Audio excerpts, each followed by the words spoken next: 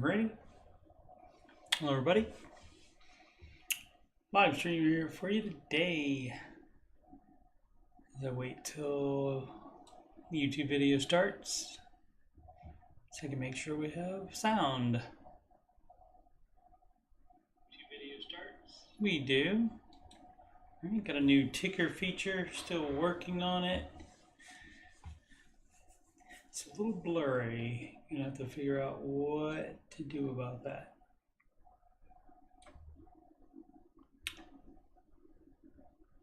Alrighty, let's get going here. That's why my far screen over there was blurry, because I did have my glasses on. How about that? Alrighty. I am Coach Steve Money, Ramsey Solutions Certified Financial Coach. If you've got money problems or just want to make sure you're on the right track, you can schedule a free financial coaching consultation with me at calendly.com/coachstevemoney. That and all my other links are in the scroll that's happening at the bottom of the screen, also in the video description.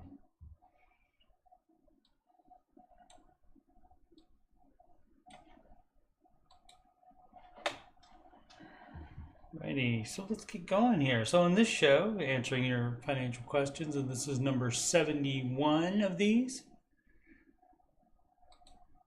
Mostly, I go to reddit.com/r/Dave Ramsey and sort by new and answer those questions.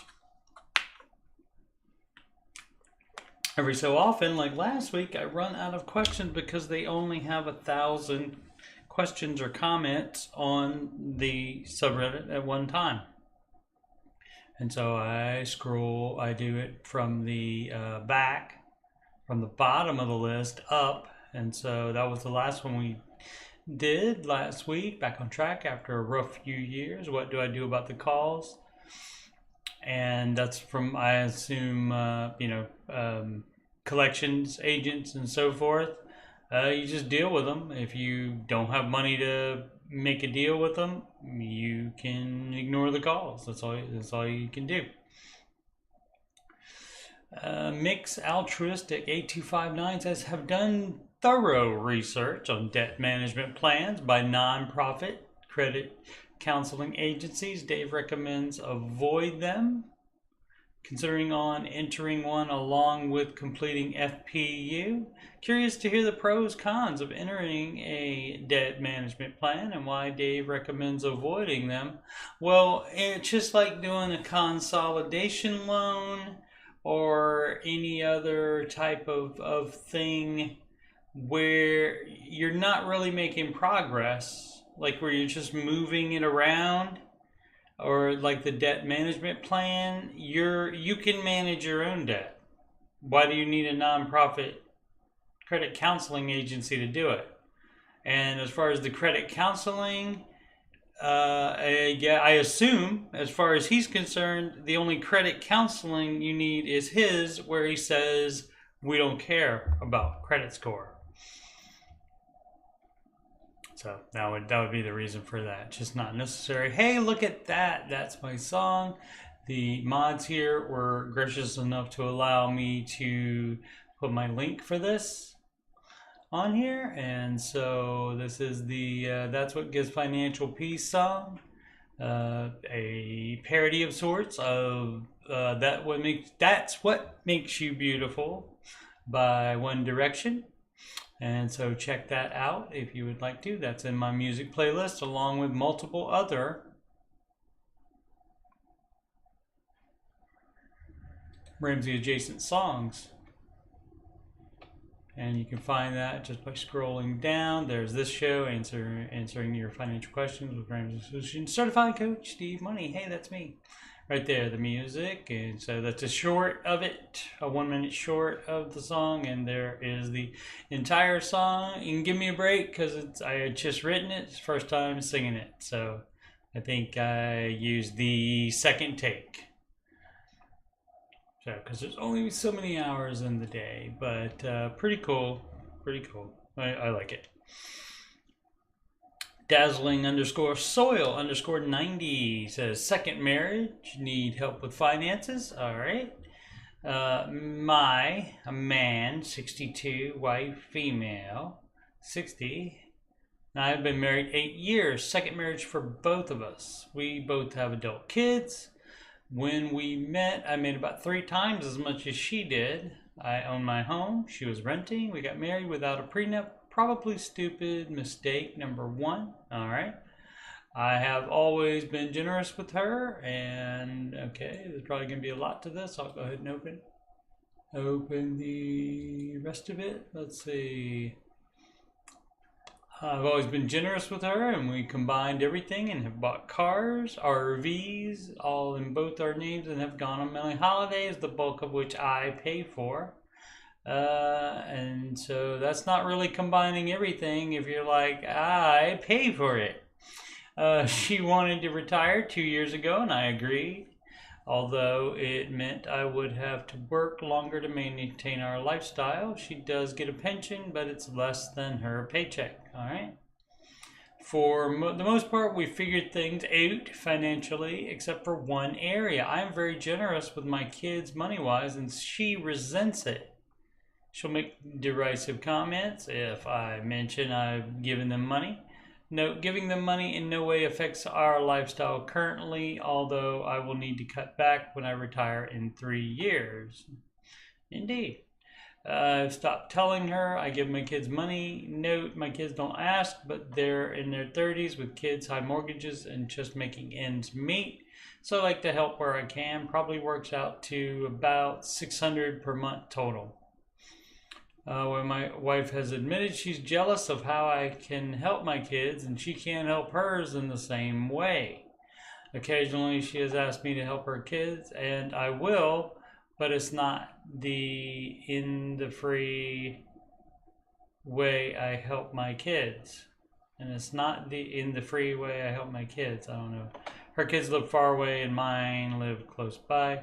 I don't feel I should help her kids like I do mine. She could have stayed working or advanced in her career more. Yep.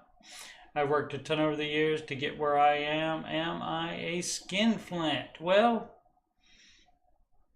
I mean, there's definitely an issue with marriage, and any issue with marriage like that, you have to communicate and compromise on that. And so that's how you would do that. And if you cannot communicate and compromise, then you need the other C, which is counseling. And so that's for any type of disagreement, whether it's with money or anything like that. If you can't figure it out yourself, then you need counseling to help you out, to help you get on the same page. But indeed, she could have worked longer. She could go back to work now if she wanted to help her kids that much. So not saying that neither of you are right. Did it? Oh. There we go. Does a second marriage change thing? This from Zombie Own 8729. It would be funny if this was the wife from the first one. Let's see. Always hear the Dave Ramsey people say that when you get married, you combine finances, no exceptions. That's correct. But I've never heard them address how this works when it's two people who are a little older, who have their own children and no plans to have more. The great thing about the Ramsey advice is there is rarely a time when you can say, but here's my special situation, and that changes the advice. It just doesn't happen. My partner and I have teenage kids from our respective first marriages. I have a sizable nest egg and my partner doesn't. Let's go ahead and open the whole question up. My partner doesn't. I have no qualms about generally sharing everything when we move in together and as we eventually retire. But when we buy a house, I will need to provide the whole down payment. Okay, I'm okay with that too. However, I can't get around the idea that if we truly combine everything, I'm shortchanging my kids when I'm eventually gone and I won't have as much to leave for them. Will the Dave Ramsey team ever advise keeping savings separate in this sort of situation? And if so, how would you handle purchasing a house when one partner is putting all the money down? That's your choice to do that. Let's see. Or am I being selfish when I think about protecting my assets for my own children? Maybe a little bit, but I'm wanting to provide for your children once you're gone. There's nothing wrong with that either. We've talked about this and don't have an answer yet. We don't plan to marry for a couple years, so we have time, but I'm curious what the group here would think or do. Thanks. Okay, so what I think is more, again, communication, compromise. And then if you can't do those two, then you go to the third C, which is counseling.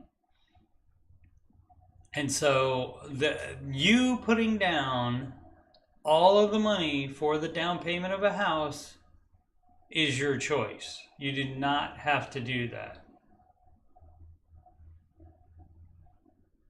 That is your choice to do. You could wait until the other spouse can make enough if you want to make it 50-50 right down the line. But basically, when you combine finances, it's everything is ours, and you don't keep a scoreboard on who makes more money. You do not do that. So, but you putting down all the down payment, that is your choice because you don't want to wait. So, and you can agree that you have a separate savings account that doesn't go anywhere except to the children. You could agree to that as well. So many things you can do in a compromise.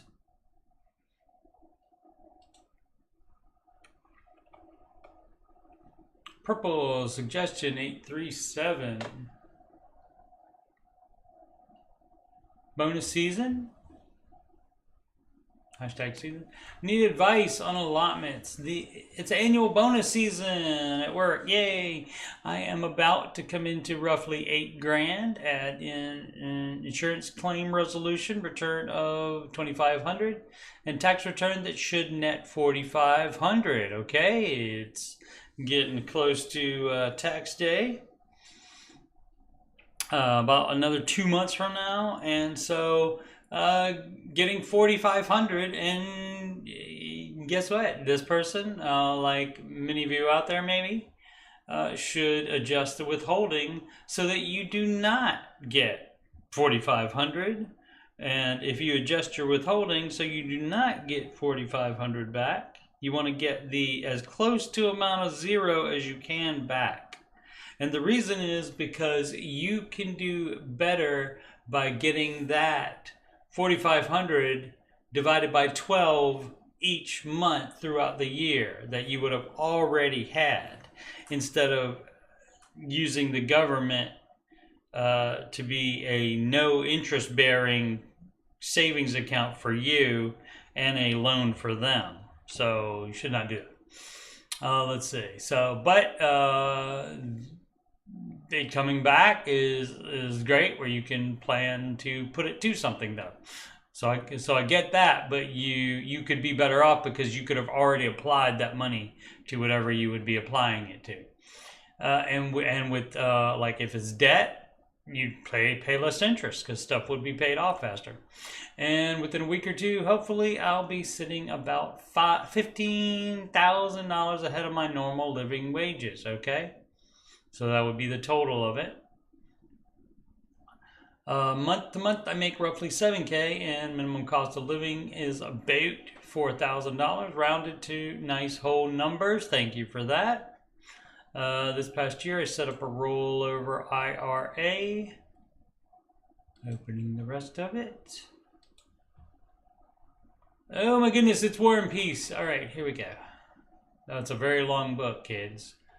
Rollover IRA for my old TSP account. Okay, I have a work 401k as well, health savings account, and personal brokerage. All right, too much if you have any debt. You should not be doing 1 cent of investing if you have debt, and if you don't have a full emergency fund.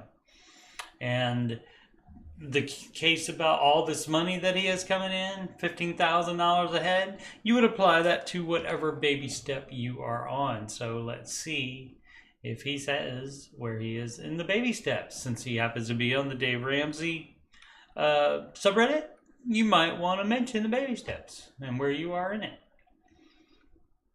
Worked a lot of overtime and used my bonus last year, and overtime money to pay down debt. Let's see, 36K in 1 year, in fact. Okay, that's fabulous. Then I needed to buy a roof. Needed. Maybe. Did you have more than one person inspect it? Or did you just have a roofer inspect it and then pay that roofer to do that? I'm not saying people are not honest about stuff like that, but some business people are not. They lie to get money. It does happen. Let's see, but I got the half I didn't pay for in cash on a 0% APR loan. Okay, so not following Dave's advice. Part of baby step 0 is where you say, oh, loans are not going to be an option for me anymore, even when it comes to your roof that you needed, and we don't know if he actually needed it. That could have been fine with a repair, maybe just a patch, or a whole new roof. So we don't know any of that, of course, but again, you do just have to get multiple inspections of it, multiple estimates as well on everything. My only debts now are my house, a Nissan Frontier, the roof loan, and the credit card that is also intro rated 0% APR that has like $4,000 on it left and will be paid off by September regardless of my bonus or not. So the big questions right now: where and how should I put this money? Part of me wants to divvy it up in 3 areas. One, bolster the emergency fund. No, it's $1,000. $1,000 emergency fund while you still have debt. So everything you're doing here is bad.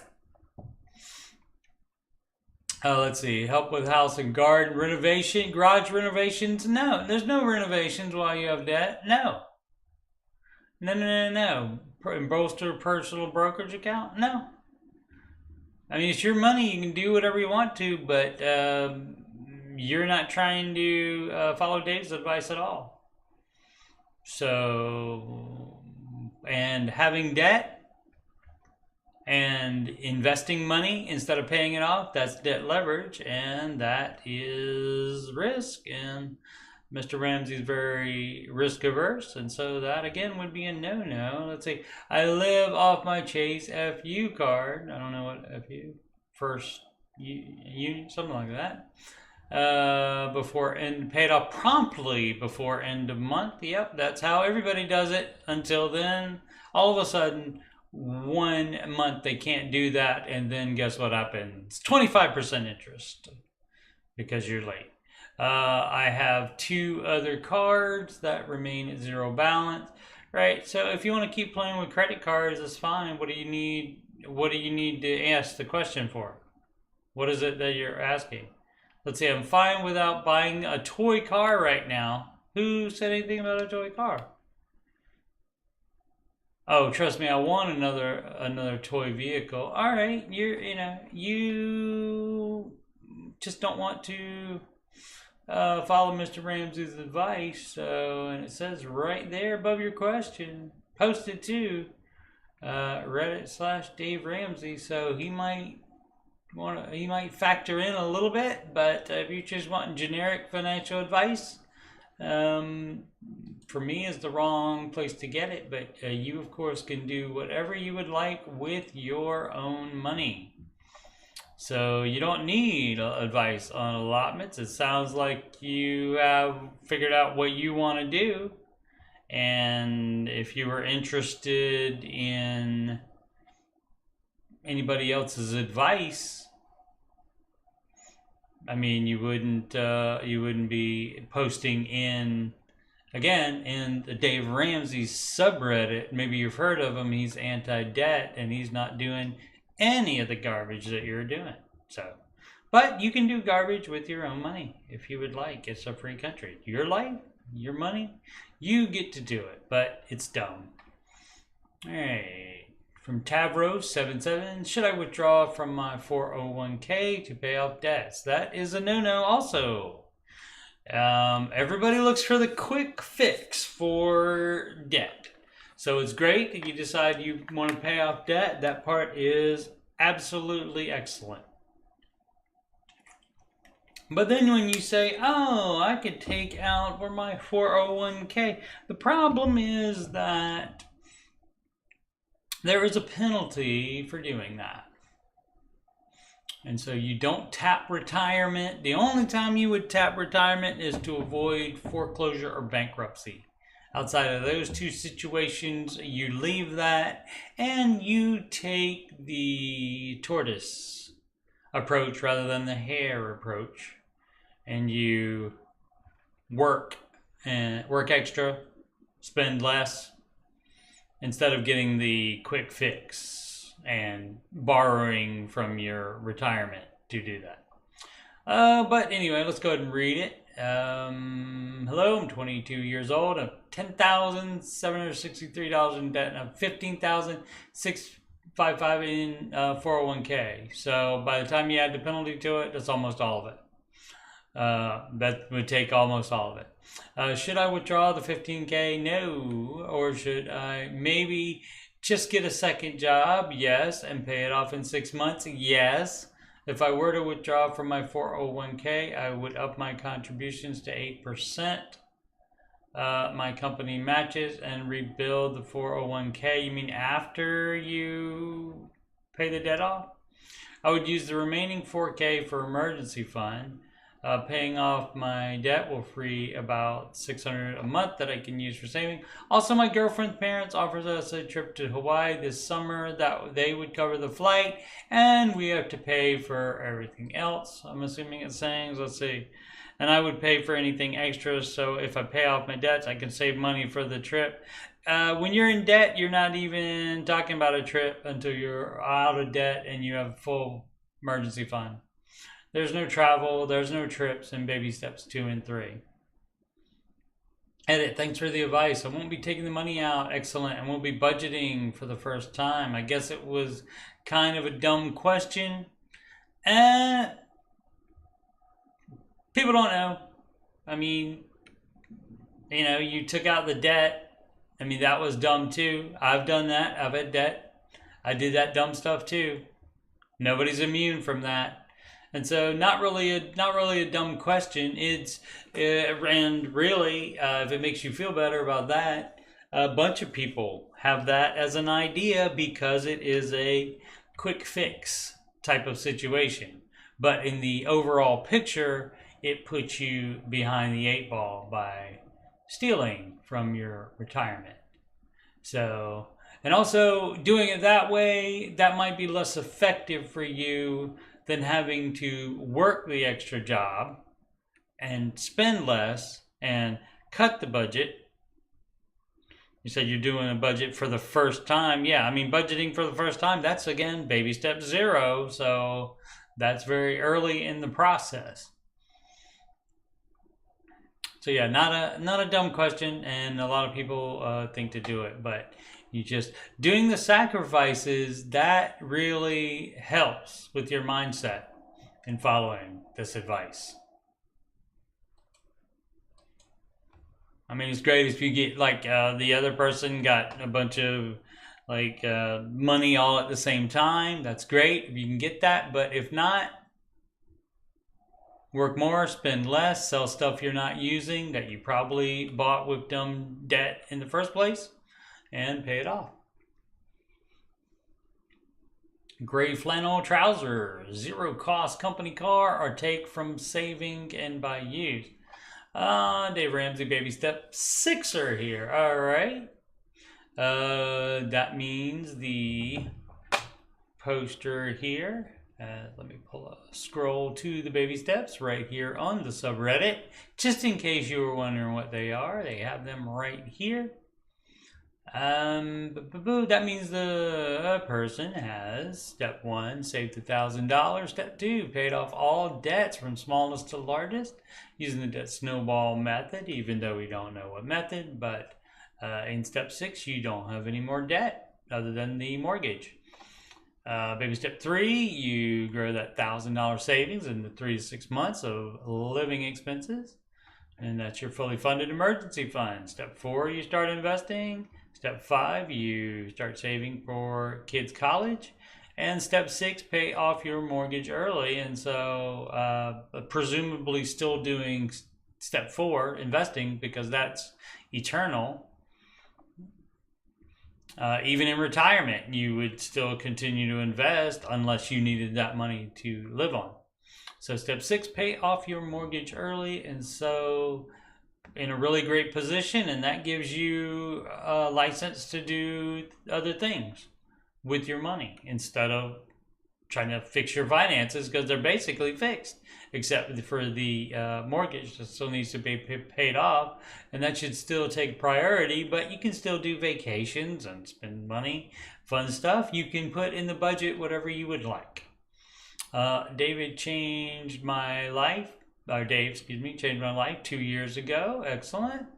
I've got my psychological well-being back, and that is fabulous too, regardless of looking at your financial situation. That's huge. So win-win all around. I'm a better husband and dad. Excellent. Dave changed my life. I'm going through cancer treatment for a 3rd time, and I can cope because Dave has helped me ensure my family will be secure should the worst happen. Yeah, I see all of it. It's layer on layer and layer on layer, and that is financial peace, is what that is, and that makes you rest easier, sleep easier at night. Which, of course, it's not going to. That's right. But I'm struggling to find the middle ground. I am obsessed with not spending to the point it could cost us money. Do I replace my 13-year-old car? 13-year-old car, where is it? That is starting to cost us around $1,000 a year to keep on the road. The most recent bill is £1,500, must be in the UK, which has prompted me to look at alternatives. Do I take an electric company lease car? What does that do? Is that the company is leasing that to, or you're leasing it through your company? I'm not getting that. That's what in the zero cost company car. I mean, if they're gonna let you take one of their cars, why not? I've produced a detailed spreadsheet on the company car with all things calculated. Will cost us no more than we are paying now. So it is going to cost you. I mean, is that just like the gas that you use? And I mean, even regular upkeep, generally, if the company owns it, they would be paying that. So I don't know what things you're talking about there. Literally, my spreadsheet shows £0 to change and £0 extras running costs. Okay, upsides, maintenance free, so the cost will be fixed for 4 years. Okay, it's a lovely brand new electric car, which is where the guilt kicks in. It's too nice. All right, well that wouldn't be that much of a problem for me if it's free. So what's the downside? I am committing to it for 4 years. Although if I lose my job through whatever reason, I can give the car back, right? My job is secure. The cost lists at £50,000. So again, it doesn't, so if you have to be like on a loan for that or anything like that, or you are liable for anything on the car, then you would not want to do that. So I'm just not understanding what the downside is to doing that. It would only be if it ends up where you have to pay for things on it. Let's say it just got used to not spending money. That even though in my spreadsheet it says cost to change £0, and it provides a risk-free 4 years of motoring from a maintenance point of view, I just can't bring myself to commit to it. So it must be costing money somewhere. The alternative is I use some of our already saved mortgage saving account to buy another used car. You could, let's see, even then my spreadsheet shows that a 10-pound 7-year-old electric car or even a 4,000 petrol car would still work out the same cost over 4 years, but have the negative effect that I'd have to take the money from our mortgage savings pot. Indeed. So again, if there's no cost and you're not just moving numbers around to justify it, if there's nothing in your name that you would be responsible for, and they're going to pay for all the maintenance and such, and you just have to pay for gas or whatever you would have to pay for normally on a car, I don't see the problem. Let's see. Finances, £200,000 income, £20 savings, emergency fund. Savings emergency fund, that should not be a thing. I mean, it can be in the same account as long as you can keep it separate in your mind. You're already not keeping the mortgage savings pot and the, maybe I'll buy a car with some of it. You're not keeping that separate, so I would be concerned about that, and that's when you would actually do an actual separate account if you can't keep it separate. No debts, okay, and that's great. Budget's watertight. 60K paid into pension. Let's see. This is where I deviate from Dave's baby steps because I'm older and need to catch up, and with our ability to save 2.2K each month, we can pay off the house in 3 years, so I feel this is a good compromise. You mean your current house? So many questions I would have for this person. To clarify about the car, are you signing for the lease is basically the dealio, even though company is taking care of it. So that would be the whole deal on that. And if there's any kind of thing, otherwise I don't know why you would be thinking it's too nice. I mean, sometimes when you sacrifice during the baby steps,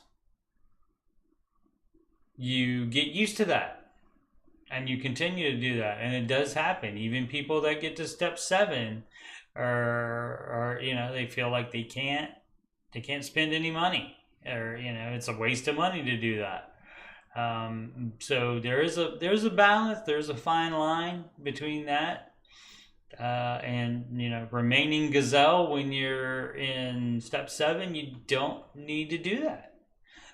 You've done all the sacrificing to get to that point, so then you don't have to do that anymore.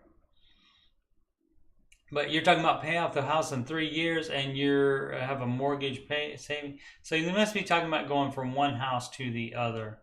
And so there's just so much going on here. I don't know what it is, but the car, a loan,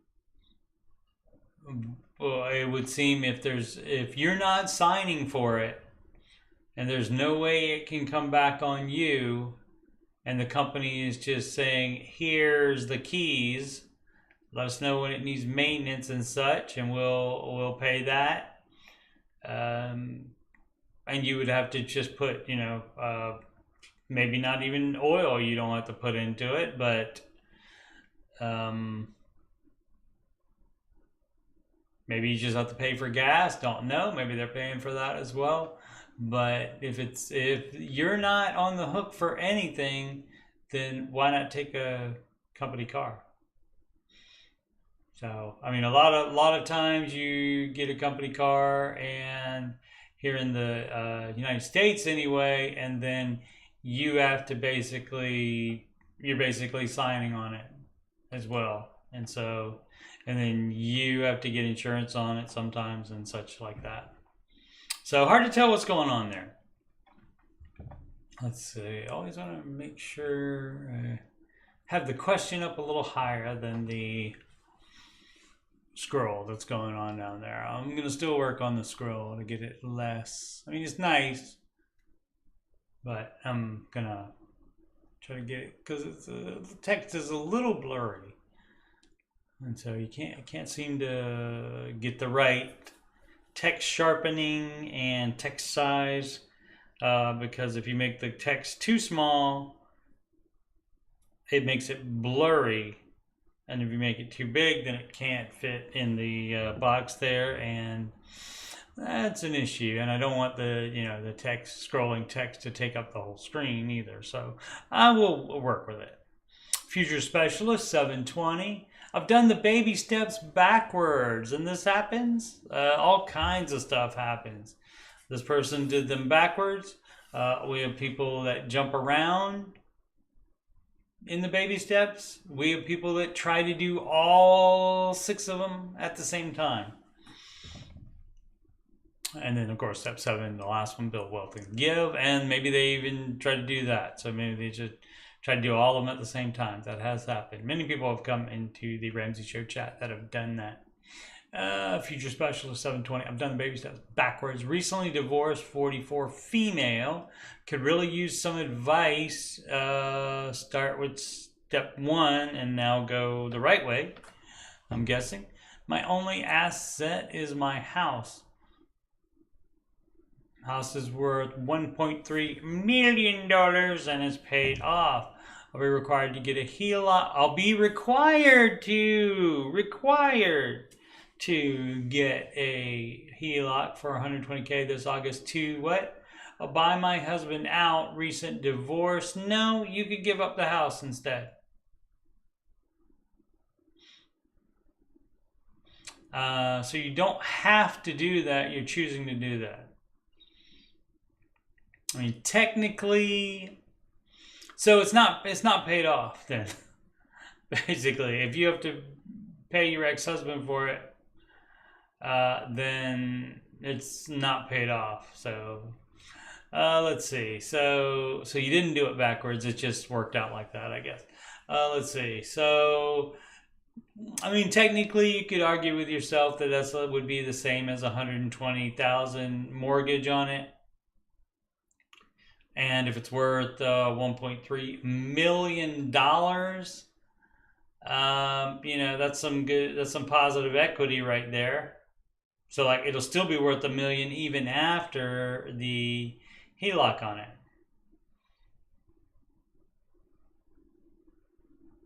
So, but you don't have to do that. You could both sell it, and then you could buy a different house for less money. And you guys would split the money from the sale of that, and that would be $650,000 each. Let's see, no credit card debt, excellent. 9K auto loan, you pay that off. $1,000 savings, okay. Baby step 1, complete, check. House has a basement rental that pays $1,650 a month. Okay. House carrying costs are $1,500 a month. All right. That's what happens when you have $1 million house. The heat, air conditioning, all kinds of things when you have a bigger house. Monthly income is $7,000, including the rental. Okay. The house is more than I need. There you go. Do I sell it and pay off the $120K? Find a townhome for $550 and invest the remaining $600-ish. No, you would sell it, pay off the $120K, find a townhome for $550K or less. You could even go less than that. And then the remaining $600 you would put in your emergency fund. Actually, no, $600 you would put towards your 9K auto loan. So you would pay off all debt. So yeah, you wouldn't be doing it. So yeah, a lot of people don't understand. A lot of people, because it doesn't say this, and so I understand how you could think, oh well, I'll just do all the steps and that'll be it. But 1, 2, and 3, which is the starter emergency fund, and then paying off all non-mortgage debt, and the full emergency fund, 1, 2, 3 are done one at a time in order. It's just 4, 5, 6, which is the investing, the kid college, and paying off the house early. Those happen in order, but all at the same time. So you're using the same pool of money to invest 15% of gross income and save what you can for your kids' college, and also anything left over, you would pay off that house early. So as far as saving for your kid college, you would figure out how much you need by the time they're 18 to go to college, and work from that number as far as what you need to put away per month. You can factor in the investing inside the, you can get a ESA, educational savings account, or a state 529 plan, and in both of those you can, those are investment vehicles as well, and so you can figure all that out. And so maybe if they're toddlers, you just need to put in a short amount in for the kid college, and then you could focus on paying off the house earlier. And then once the house is paid, then that mortgage money, then you can focus all or most of that mortgage money to kids' college once they are older. So let's see. I normally look to buy a rental. Buying a rental, I mean, again, Dave Ramsey is the no debt guy, so I don't know why you would ask a question on the Dave Ramsey subreddit when you insist on having debt. Illogical, Captain. So let's see, but I'm not sure that's the best idea after reading more from Collins. What's Collins? But I've never invested in any retirement type accounts or stocks. Rentals were going to be my retirement, but my husband got those in the divorce. We had them in our own businesses and never invested in any retirement funds, thinking real estate was our path. You would do both. Real estate has down years, sometimes. Not lately, sometimes. Or do I just stay put where my carrying costs are covered by my basement rental and let the equity grow and pay off? No, I'm selling that. Sell that, and you divorce, sell that, restart your life. And follow the baby steps. Start with baby step 2, paying off all your debt, and that would be that $9,000 car. And so you wouldn't think past that until you pay off that $9,000 car. And then once you pay off the $9,000 car, anything else would be a full emergency fund. And I would, from the house proceeds, I would put that into not only paying off the car, $9,000 auto loan, I would also fully fund the emergency fund, and then whatever's left, then you could buy from your income, you would be investing from that on step 4. And then if you have kids, you would start doing that, and then you don't have a house yet. As far as the thinking goes, I understand you might immediately move from that house into another one. Yeah, you would just pay cash for that. Pay cash for all of it. Pay cash for the debt. Pay cash for the full emergency fund. You begin investing from your income, so that's not a big lump sum you put in all at one time. That is out of each profit each month. I don't know if you're working.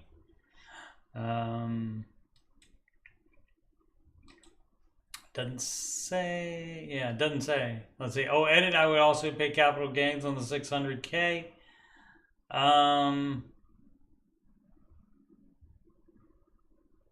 Yeah.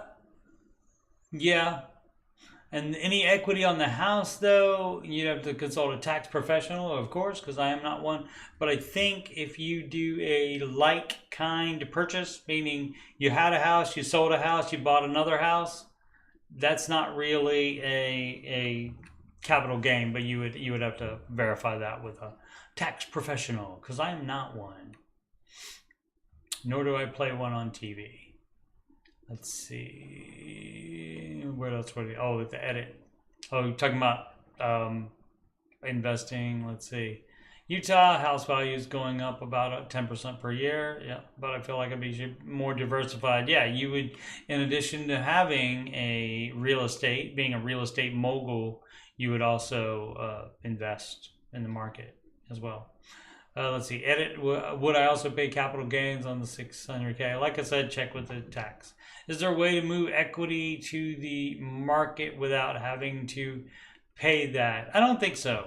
I don't think so. If you're gonna do a move like that, it's not like you're moving a Roth 401k, rolling that over to a Roth IRA or something like that, where they're both Roth and not affected by the tax. But yeah, moving capital gains to that would not take care of that. But doing a like kind thing where you sell one house and buy another, that may even out the taxes on that. But again, check with tax professional.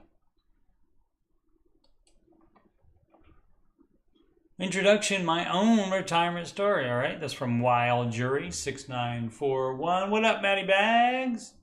Getting closer to 1K. Yes, sir, I am. I am very #blessed. Absolutely, sir. I need 28, I believe. When I started this stream, needed 28 to get 1,000. That's very excellent. Let's see, my own retirement story. Thought I would add to my story. Oh, add my story. Okay, let's go ahead and open it up before we begin. Oh my goodness, I'm gonna skim it. Thought I would like to add my story. I've had an amazing life. I've been able to travel all over the world before I retired, and at age 62, found myself without a job for the first time in decades. Probably be bored. 30 years ago, I bought my first home, and it's nice. Okay, it's interesting. It's in a wonderful and quiet location in the hill country of western Massachusetts. 25 years ago, took enormous risk and bought a vacation home right on the beach in Rhode Island. Yeah, it's right out the back door to the sand dune. It's a very expensive purchase, and the area is quite exclusive. 2 months ago, I made the final mortgage payment, and today I own both homes outright. All right, zero debt. Just some occasional charges on credit cards. Why, if you have no debt? Why do you need to do that? Let's see, about 15, 18 years ago, started to think what would happen once I retire. I'd keep paying property taxes and home fees. So I set up an investment account and shoveled money into it to pay for property taxes, homeowners insurance, etc. Runs around 500K right now. Yep, I mean, you can set that up to do that.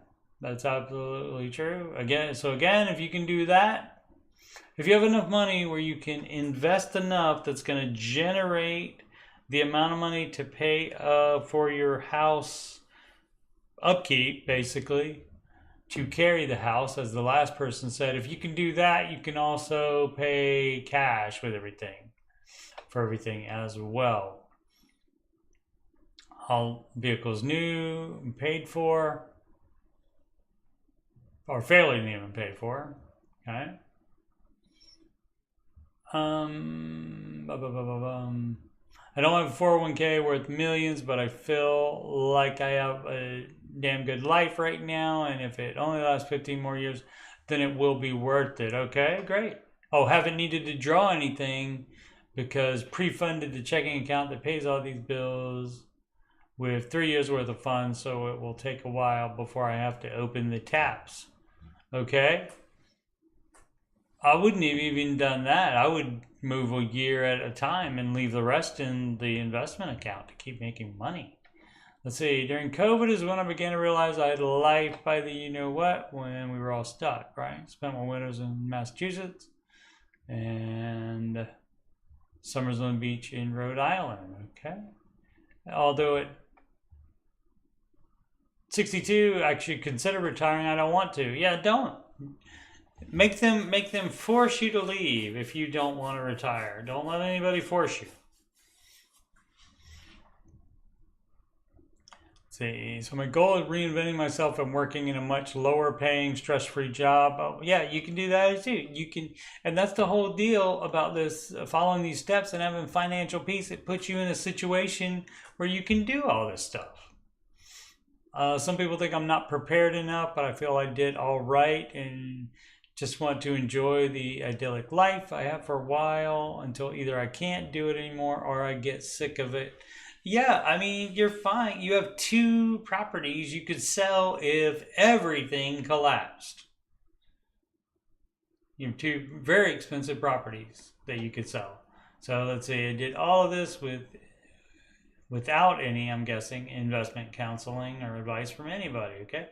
In fact, I did Dave's payoff advice in reverse order, and once the big rocks are knocked down, the small rocks go very fast. They certainly do. And that, unfortunately, does not work for most people, which is why Dave does not recommend that, the debt avalanche. He recommends the snowball because getting the smaller wins sooner, it motivates most people more. And this program, this advice is for everyone. It does not need to change for the people that can commit to it and pay off the big ones first. Let's see. The one reason I do want to work is so that I can secure my retirement safely. Yeah, I mean, that's not 62 is not. I mean, that's not even retirement age. I mean, you're just starting the retirement window there. You don't have to force somebody to say no, you can't work here. You're too old.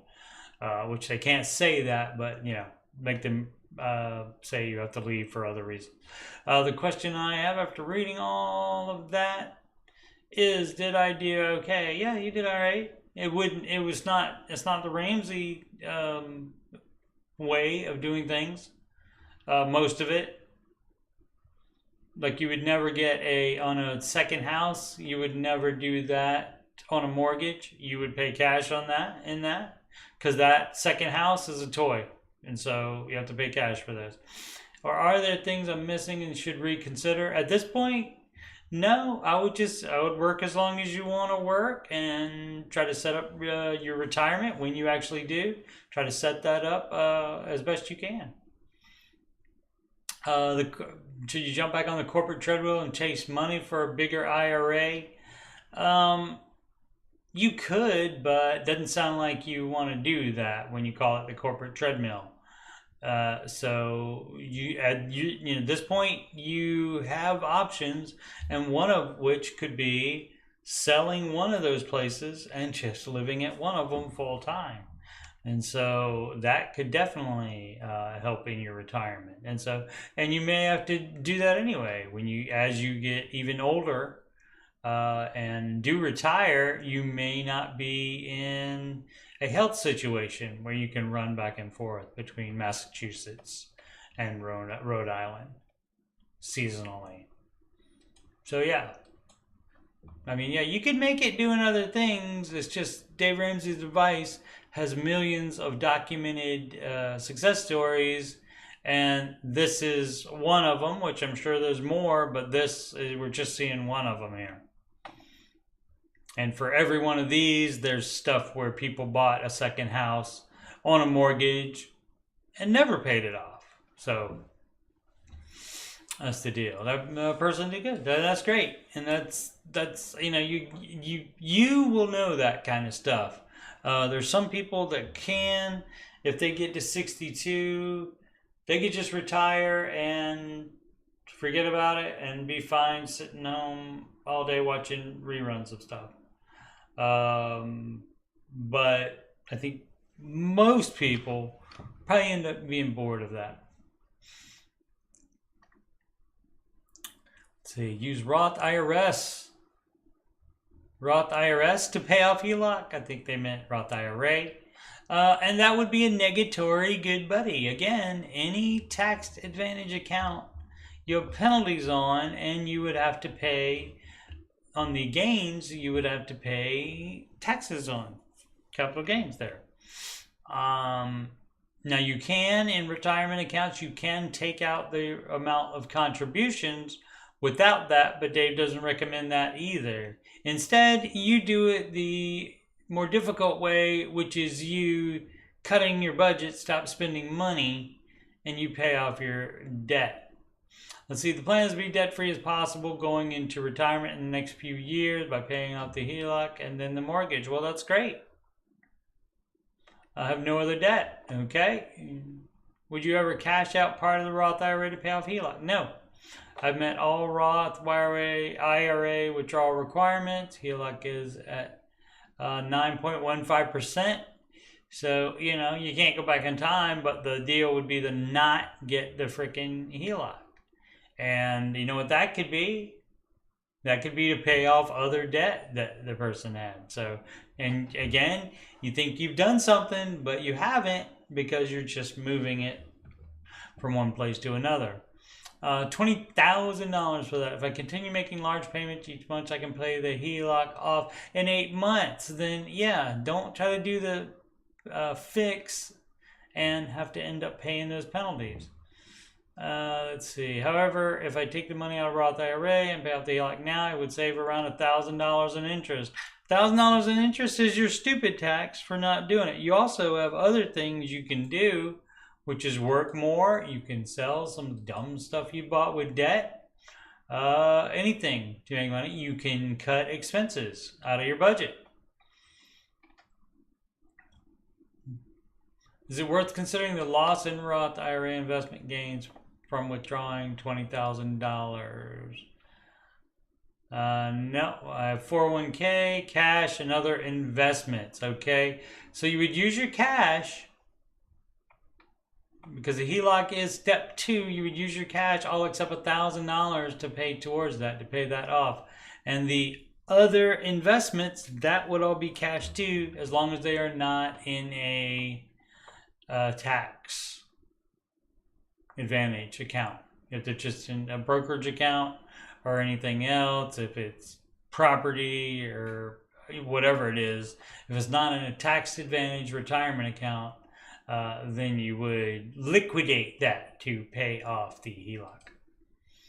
And then if you do that and you have your full emergency fund already, which you wouldn't, because you would take it down to $1,000 to pay out the HELOC. But if you have a bunch of investments, you can basically get through those steps basically in a few seconds by just moving the money from the investments into paying the HELOC off. And then right there, and also from those investments also into your emergency fund, and then you're right back on step 4, 5, and 6 there. So yeah, you would also not stop investing too.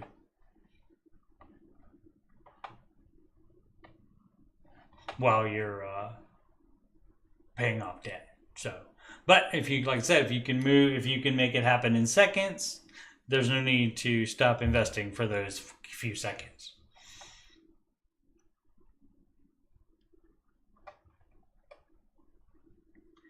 Patrick Joseph Kenny, all right.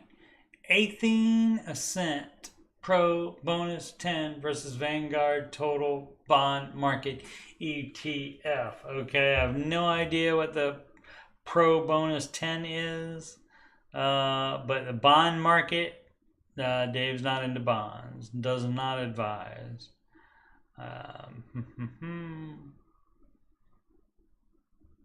Maybe the person is just advertising that particular investment. I don't know, but Dave would not advise the bonds ever. Return 4530. Yell at me, please. Okay, you got it. I can even give you a preliminary. You're doing it wrong. Let's see if it was deserved. I'll take it back if it was not deserved. All right, let's see. I think might only be one more line to this than is in the. No, there's a couple more. Okay, so yell at me, please. This is from Organic Return 4530. Yell at me, please. Posting this. Cross my arm. Posting this because I feel like I need a kick in the butt. LOL, maybe. I will become more motivated to pay off my debt by putting my situation here. Okay, great. Yeah, I mean, even if it's just the internet, you still could feel like, well, okay, I'm telling somebody about it. People know about it. I've posted it and I've said I want to make it better, so I have to make it better. That kind of thing. And so that can be motivational, sure. I, 24 man, have about 30K in debt. Doesn't matter the breakdown. And every time I feel like I'm making progress, I go and spend way too much money on ordering food. Bad. You're doing it wrong. That's doing it wrong. Absolutely. So deserved. Hashtag deserved. Hashtag justified. You're doing it wrong. Justified. I work from home and make about $3,600 a month. My bills include rent, phone, subscriptions, $50. Those go bye-bye. Bye-bye subscriptions. Bye-bye. Gas, car, $100 in gas. Where are you driving? Where are you driving to? Maybe do a little simmer down on the joyriding, perhaps. I mean, maybe the person commutes a long way. I don't know. But if it's joyriding, cut it out. Car insurance, $150 a month. Internet, $100. It could happen. Mine's $80. Groceries, $150 a month for one person. What is that? That's 75 over 2 weeks. That's not bad. That's not bad. Alcohol, $100 question mark. Ding, ding, ding. I think we have a thing that can be cut out. So that's 150 with the subscriptions and the car. So maybe 200 with the getting rid of the joyriding. So maybe 200 we've already found. I'm not sure if I'm missing anything here, but I feel like for me, whenever I have extra money, I put it towards Uber Eats rather than my debt. And it doesn't say to do that in the baby steps. It doesn't mention Uber Eats at all, in fact. It says don't eat at a restaurant, which I'm guessing that's where the food's coming from, even though you're not going to the restaurant. And, you know, Dave does say you don't set foot in a restaurant unless you're working there as your extra job. Also, you can't get around that by having it delivered by Uber Eats because that costs even more money because you have to do a tip. So you're doing it wrong. Luckily, I paid off my car, so I don't have a car payment. It used to be $500 a month. Yeah, probably too much car. Could move down in car if it's that big of a thing. What's the make about $3,600 a month, 30K in debt. Yeah, I mean, it's not going to happen immediately, but you can. I mean, I found, 200 already that you can cut out. And so, yeah, alcohol has got to go. Not necessary. It's not needed. You have to cut out things that you don't need. And baby step 2 when you're paying off debt. Let's see. My mom isn't worried about being paid back right away. That was one of the debts. The bank of mom, $14,000. So that's half of it. Let's see. I'll probably start paying towards the credit cards first and then the line of credit than her. Anyone have any advice or can lay out a plan for me? I already have an Excel sheet that goes until 2027, but I'd like to see some other opinions. Well, you know what the problem is. It's you. Look in the mirror and say, "It's me. Hi, I'm the problem, it's me. Exactly. And you have to want to get out of debt more than you want to get food from Uber Eats.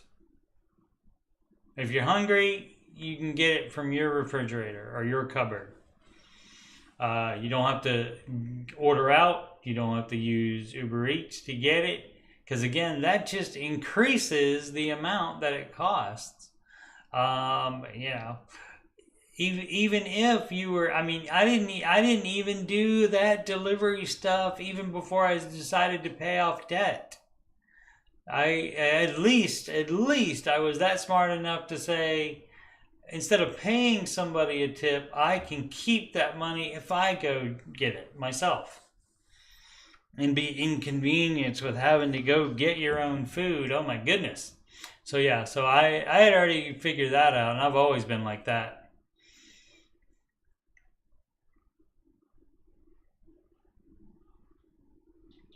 So yeah, you just gotta want it. You just gotta want it more than, and yeah, need to be yelled at a little bit. Yeah, hopefully that is, and posting it there, hopefully that was motivational.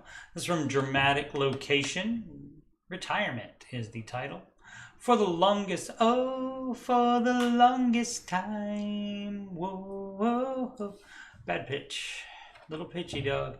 For the longest time, I had been one of those that had been paranoid of hyperinflation, and a lot of grifters and charlatans like to scare people into gold scams.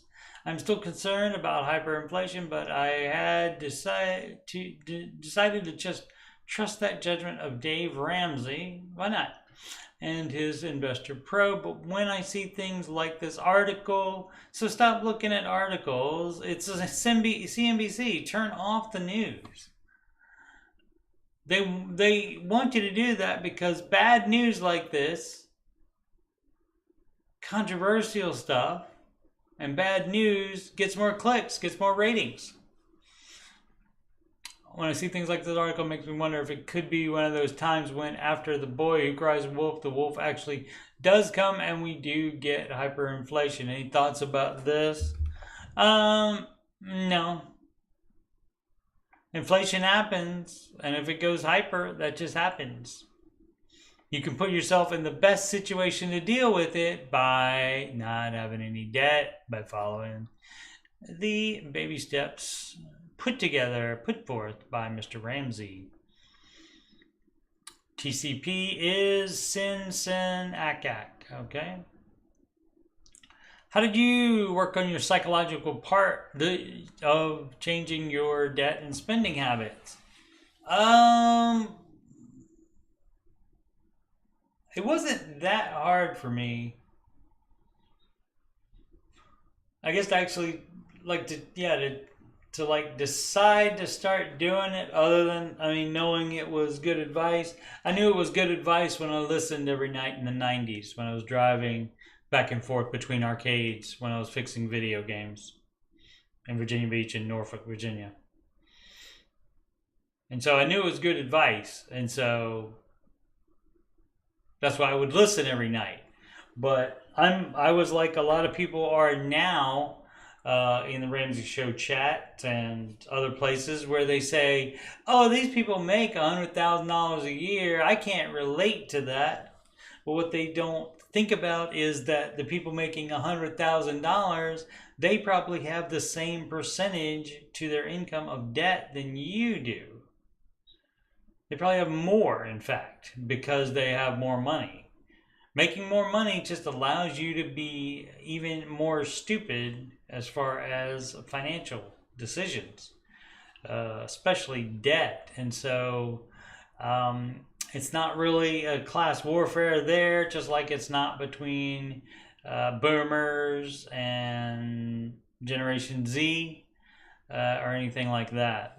It's not that, because there's everybody doesn't want to sacrifice among all age groups, so that's not a thing.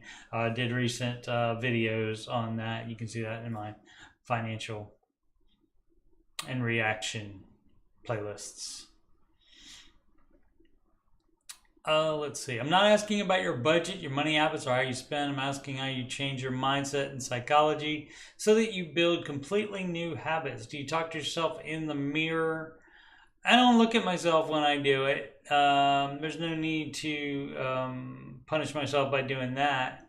I just think it. Do you read certain books? Not really. Do you do therapy? No. Do you do some other kind of practice? Um, I don't really have to like on because I'm perfect, obviously. I don't have to really do much of the psychological stuff there. Um, like as far as day to day stuff, but like changing the mindset into doing this plan, uh, that is rough because you are changing everything. Not only everything you've been doing, you're changing everything everybody has ever told you. I've said many times. I heard once a week, probably, from my dad. Um, Little man can't get ahead. And from both my parents, you're always going to have a car loan. You're always going to have a car payment. And so, guess what? They were wrong. It happens.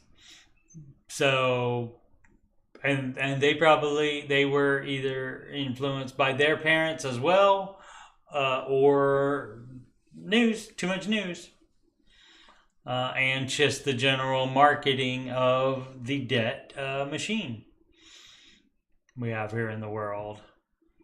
But like I said, I knew it from the '90s, but I didn't start it until 2000s, probably maybe around 2000, something like that. A little bit later than 2000, I think. Um, so I always knew it was good advice, and I just realized that I could do it too. Granted, by that time I was married, and then and so we had a higher combined income, and so that may have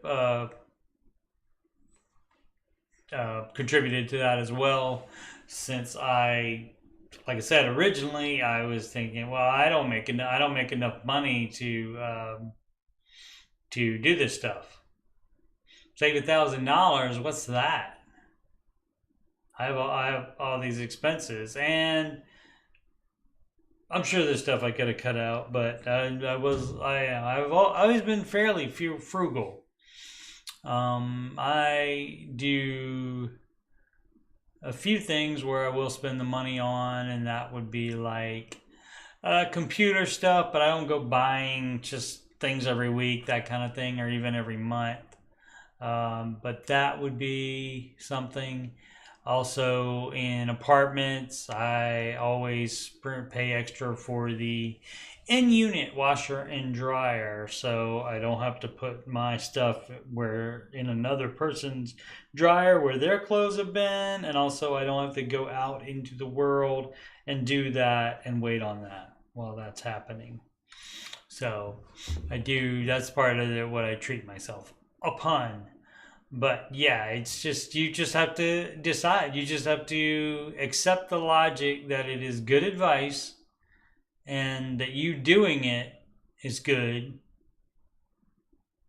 And so you're just going to start doing it. And so that is difficult, as I said, because you're going against all of those factors. You're going against what people tell you. You're going against what the debt industrial complex, to make it a vast conspiracy, which it might be, to you're going all against all of that, and so you have to overcome all of that and say no, not gonna do it, not gonna do it. Equivalent support 39.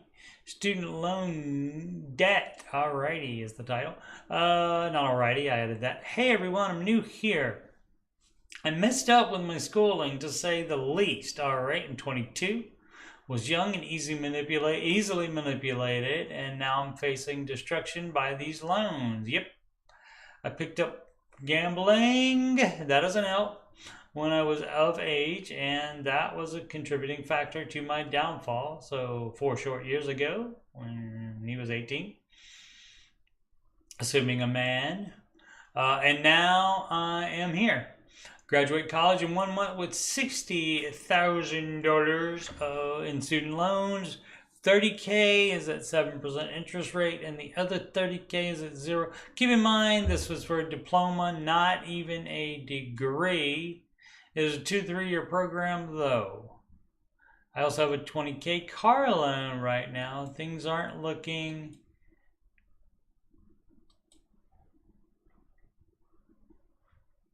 good. I work 72 hours a week just to keep on top of this, and I'm exhausted. But here's my plan. I'm going to grind my jobs and pay off 20K car loan. Great. I mean, that could be as much as like $500 a month that frees up. I'm optimistic I can have, of course, you should be playing smallest to largest, but that might be the smallest, because if you only have student loans after that. I'm optimistic I can have it fully paid off in 3 to 4 months of saving every penny I earn. Great. Yeah, that's what you do it.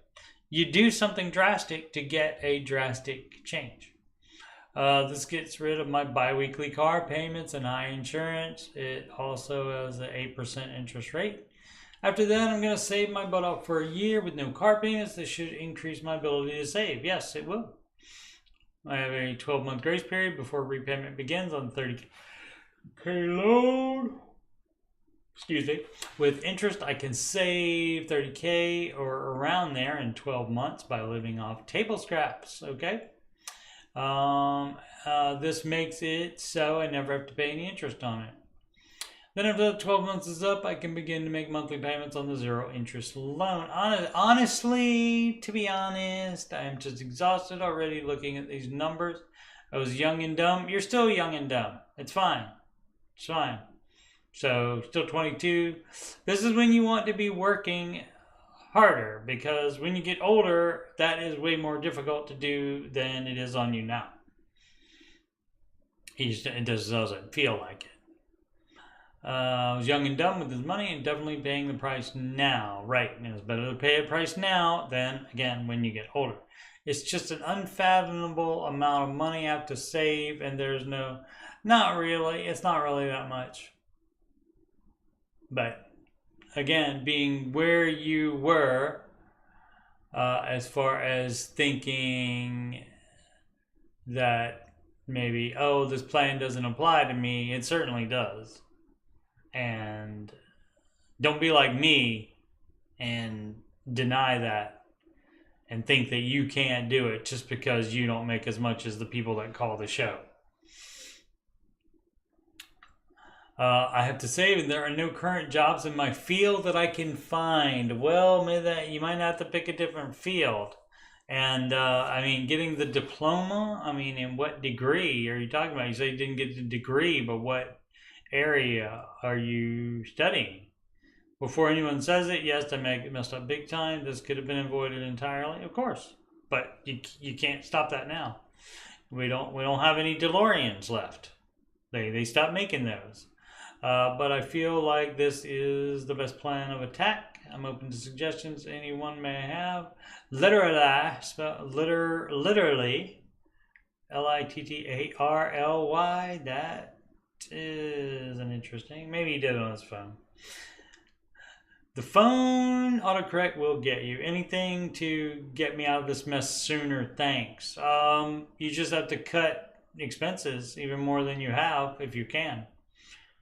Let's see. Side notes, can't sell the car. It's essential to my work. What does that mean? Didn't explain more. So very vague there. So vague. I have no credit card debt. I don't even have one. Great. I'm driven to become debt free. Great. Let that drive push you through the working. But that's all you can do.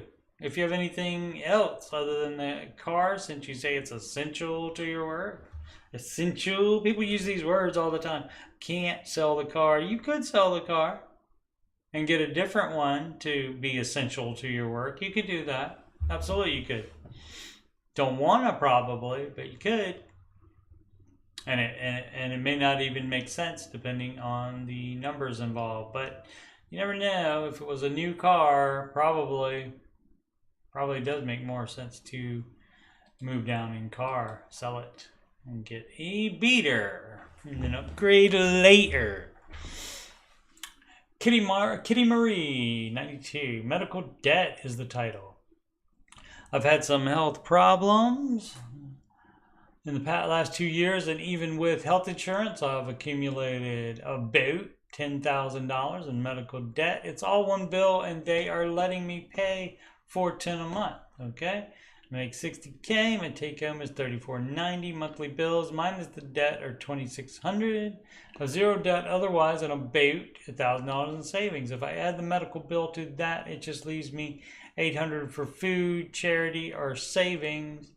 You wouldn't be saving any extra money other than the $1,000 emergency fund, so you wouldn't be saving. God forbid I have a car repair. Any tips for getting this paid down faster? Same as the just the recent, the last one with the guy with the student debt. The last title was called student loan debt, and this title is medical debt. And so you do it the same way. You cut out anything that is not absolutely necessary, and you get it done. I forgot I have a car payment. Any tips for getting this paid down faster? Let's see. Take home $34.96. Monthly bills are $2,600. I would look in that $2,600 and cut out some stuff. It's just temporary until you get that $10,000 paid off. This is from Individual Victory 31. How much fun money do you get? For those who are married and share finances, how much fun money does each of you get per month? This seems to be one of the harder parts to figure out in our budget. Yeah, it can be, and especially if you're married, again, on that, you would have to do the 3 C's. That would be communicate, compromise, and if you can't do those 2 things, you do the 3rd C, which is counseling. So yeah, that is, when it's 2 of you and you're sharing finances, which you should be when you're married, finances should be combined, and so that you do have to figure out. When you're single like me, and that makes pretty much all financial decisions much, much easier because the only person you're arguing with is yourself. And so you weigh the pros and cons, and then you go from there. I don't set an amount for fun money. I'm trying to think in my budget if anything that's in there would be that. I mean, if you're gonna include, say, subscriptions and so forth, I have one to Friendly TV. That's a service that does have the History Channel, also has the Hallmark Channel and other channels, but mostly I just watch the History Channel. But that's Curse of Oak Island. That's basically a work expense, even though no money is coming in quite yet from the work expense. And so, but almost 1,000 subscribers, like Maddie Bags pointed out, and hopefully soon also we'll be getting the minimum watched time in the past year. Need about 400 or so more, but I have been averaging 1,000 watch hours in the past 3 months, I think. And so one more month, theoretically, if the past 4 months are 4,000, then the last 365 days should also be 4,000. Took too much time off when I was injured. How much fun money do you get? Okay, so that could be considered part of it. Like I said, subscriptions. trying to think if I have any other budget line item that might be considered fun money.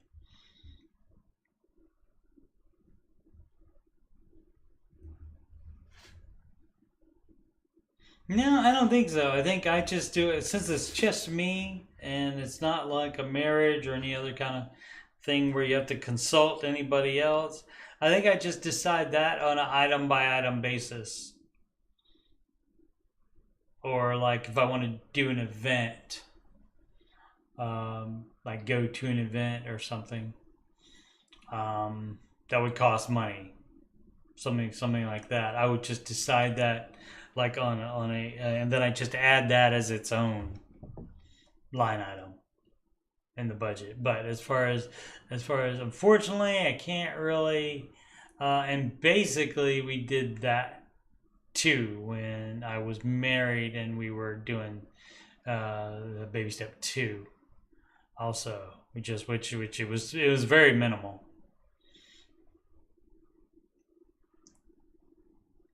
So that's what you do. I mean, you do whatever you agree on as couples, but theoretically, the lower the baby step you're on, especially baby steps 1 and 2, it should be almost none at that point. But it's whatever you agree on. BK 1018 paid off the mortgage. All right, after 15 years, we finally did it. We did it. Loisima, we did it. I was able to wire transfer our last payment in. I just upped my 401k to 20%. Started saving in my too much. If you don't, you had the house paid off already. Okay, so this is when you can do it. You see how reflexively was like retirement 20%, beep beep beep beep alert, but paid off the mortgage. That is step 6, and so if all of the other steps are taken care of as well, then yes, you can invest any amount you choose.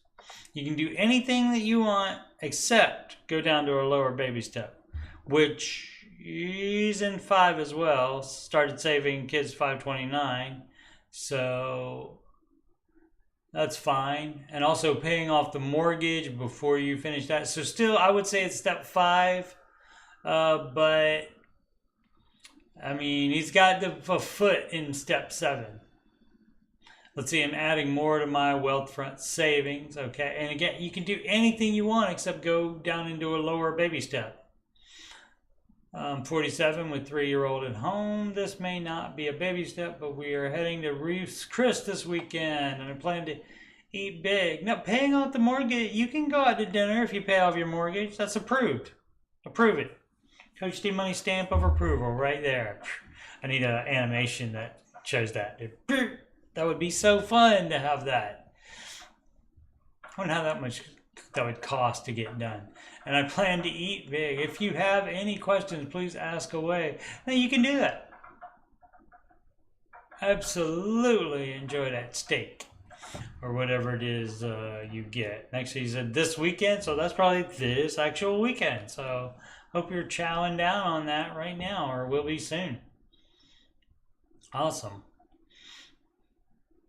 Good job. So the only thing you could have done differently is to start to put more in your kids 529. But if it's a situation as if you just have a year or 2 to go, then why not just go ahead and pay off the mortgage first? Because now you'll be able to put that mortgage payment into the 529 and any other investment vehicles. So no problem with that at all. Excellent. Oh, another paid off the mortgage. 2 in a row. Interesting. Okay, but before I do that,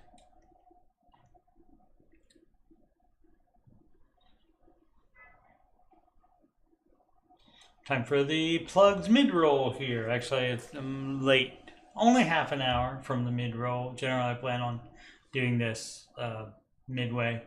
Coach Steve Money, Ramsey Solutions Certified Financial Coach. And if you've got money problems or you just want to make sure you're on the right track, you can schedule a free financial coaching consultation with me at calendly.com/Coach Steve Money. That is a video conferencing appointment, so we'll be talking just like this. You can do that from anywhere. You can email me about coaching or anything else, any other questions at all.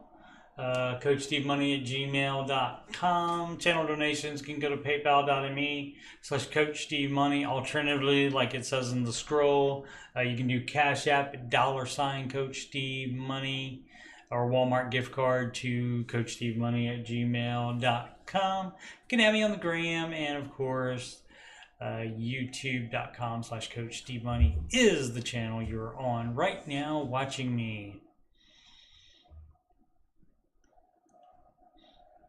Alrighty, and what else was it? Oh, I know what it was.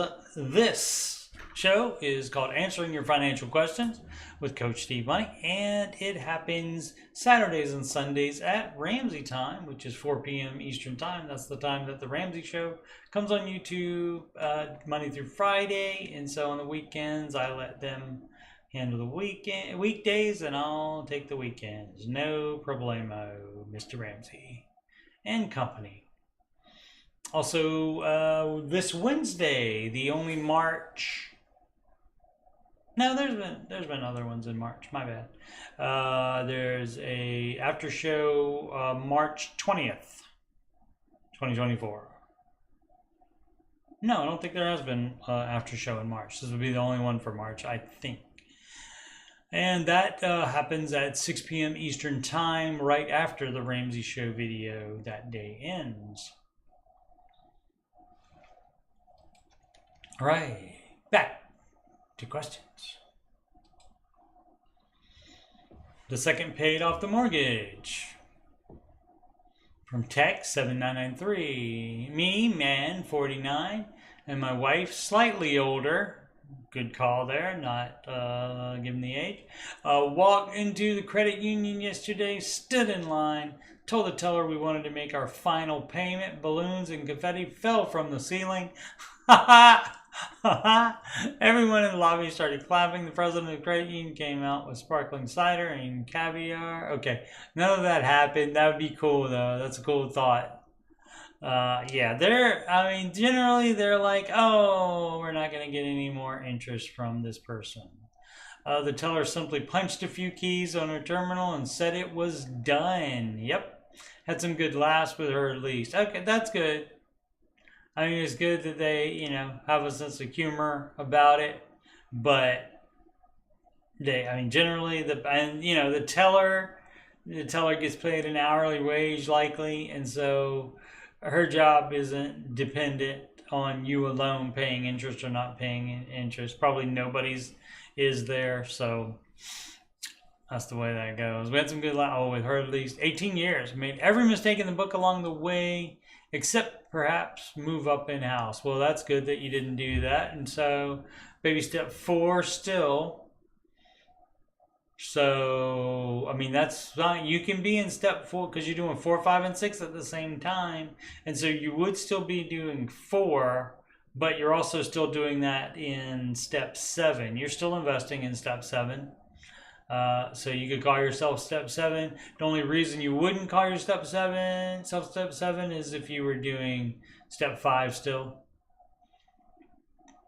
In addition to investing, if you're doing step 5, which is investing for kid college. That is an ad that looks like a post. Can someone give me advice on how to handle this? Cherry difference, 4967. 2020 got hit by a car on a bike. 2 years later, before statute of limitations came, they hired an attorney and sued me. I went to court. Judge said the attorney and him are friends and advised me to settle. I asked for an extension on the summary of judgment. I hired an attorney to help fight it, but to fight it, he didn't, and the judge signed the summary of judgment for $5,500. All right. My attorney contacted the suing attorney, and we signed the deal to settle for $2,800 as long as I made a payment of $200 every month without defaulting until the debt is paid off. And I mean, if you sign that, that's the dealio, man. Let's see if something else happened. In December of 2023, I called and asked about the remaining settlement balance, and they pretty much told me that I haven't made a payment in 5 months, and I must give them my bank statements to prove I paid them. I printed out my bank statements. I whited all the other transactions out, I guess, and gave them the bank statements. They told me how much was left, and I paid the rest of it last month. That's weird. I mean, mistakes do happen. But that's weird that it doesn't show 5 months of payments. Paid the rest of it last month. I also made some payments with my bank information that I just recently learned from Dave Ramsey not to do. Right, on any type of settlement, really any type of deal that it's not like your electric bill or something like that, you don't want to give them the routing and account number. Do not do that. Do not want questions asked about the accident. It is done. It is over with. Do not, okay? So maybe this person was at fault. Maybe he wasn't. Who knows? I mean, that doesn't matter. What matters is a court ruling and, of course, a settlement that he signed. So that is all that matters. So no, you can't countersue, right? Ohio. Now the same attorney sent me this letter. We have some good news to share with you regarding the following account. Current creditor, Discover Bank, balance due $6,980.23. At this time, we're happy to offer you a 50% settlement on your account. This would be a savings of $3,490.12. The balance due no later than April 30th, 2024 would be a single payment in the amount of $30,490.12. Failure to adhere to the terms outlined in this settlement offer may result in the offer being considered null and void. Yeah, if you don't accept an offer, it's done. Please, I mean, they can re-offer it to you, like in different amounts and such, from month to month. It's possible, but yeah, so that part's not a problem. Please be advised that should the settlement not be completed by the date listed, we're not required to renew this offer. They're not. You have an agreement already. I mean, they can augment it by saying, well, we'll take less if you give it to us right now. It's possible. Please contact us for more information regarding this offer, or in the event this offer does not work within your current financial situation, so we may discuss alternative settlement or repayment options. This communication is from a debt collector attempting to collect this debt for the current creditor, and any information will be used for that purpose. So that's the same attorneys. How are the same attorneys handling his Discover? This doesn't say he got a Discover card to pay it. And he paid the rest of it last month, okay? Let's see. Now, what is reported? My credit report is a balance owed of $6,423 on that same credit card. It could be like from the previous month or something like that, that balance, higher balance that they have. Or they could just be making up numbers. I wouldn't put it past a debt collector to do that. On that same credit card that's in collections. Yeah, my last payment was made November 22nd, 2019. How should I proceed? Open credit card and use a full balance due to an unfortunate situation I am. Okay, so he did use that to pay that off.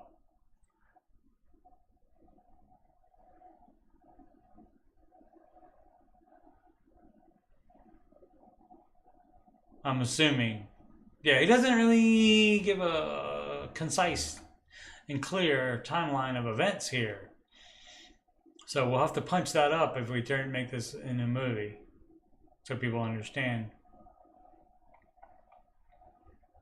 2019, open credit card and use full balance due to unfortunate situation I was in. That was a different unfortunate situation. My bad. So then in 2020, got hit by a car, had an accident. Sued for the accident for $5,500. Judge signed summary of judgment. My own lawyer sent me papers to sign.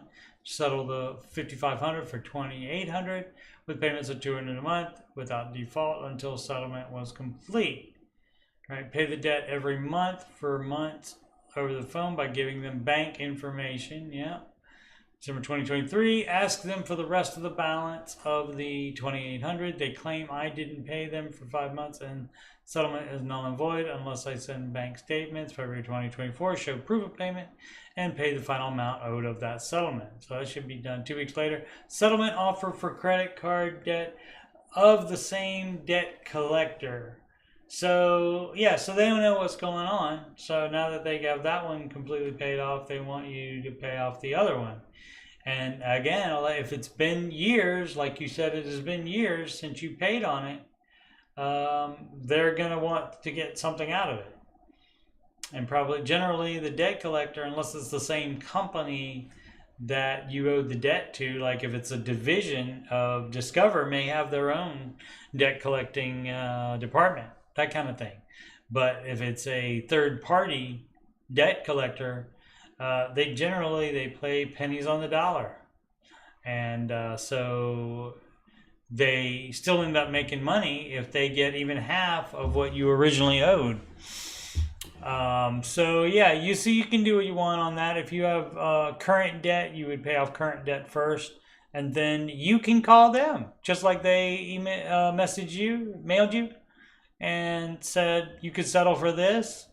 You can call them and say, hey, I'll settle for this. And, you would have that money available to give to them immediately when you do that. But then you do not give them the bank information. And you might even consider asking your bank to change your account number. You can do that as well, so that they don't have it.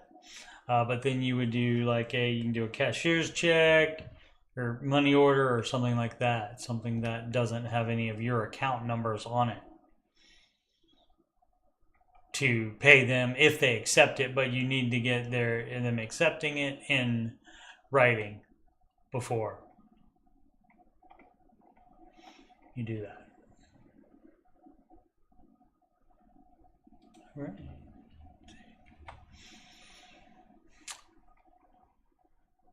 Secret squirrel. All right.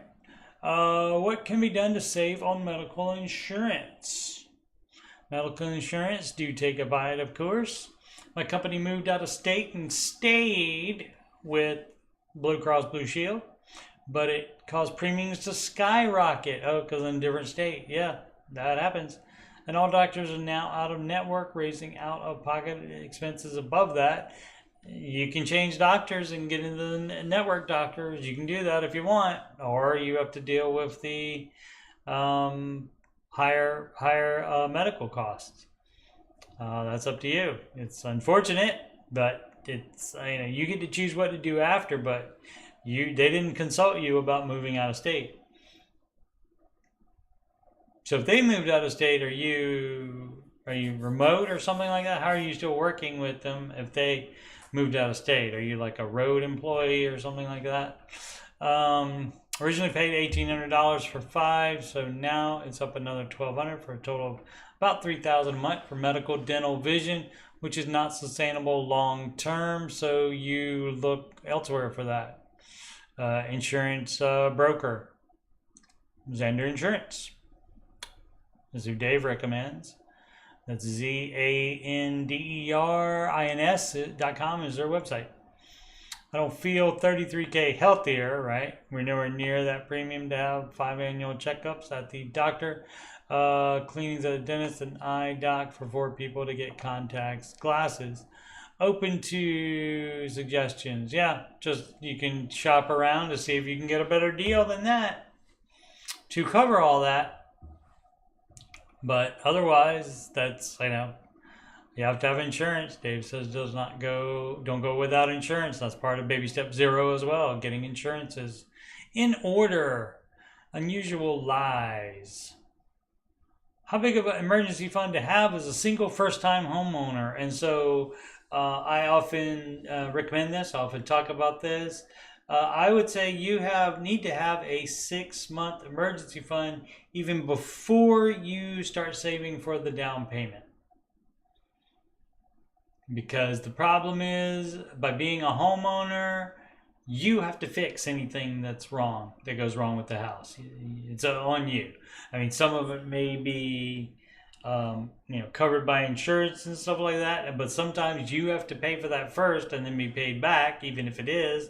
But a lot of stuff is not going to be covered by anything except your wallet. So you do have to have a 6-month, not a 12-month. 12 is too many.